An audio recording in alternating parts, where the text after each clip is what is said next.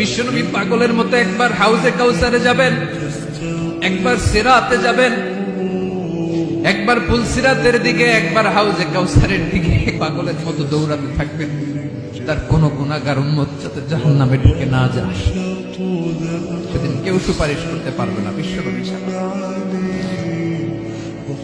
এজন্য 5 নম্বর আল্লাহ বললেন, মান যাল্লাযী ইয়াশফাউ ইনদাহু ইল্লা বিইযনিহি।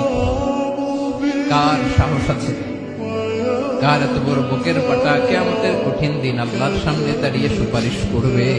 কারো ক্ষমতা নেই, কারো ক্ষমতা নাই। বিশ্বনবী সিজদায় পড়ে উম্মতের জন্য কাঁদবেন, সবাই কাঁদবে, নফসি নফসি, আল্লাহ আমারে বাঁচাও, আল্লাহ আমারে বাঁচাও। বিশ্বনবী বলবেন, উম্মতি উম্মতি।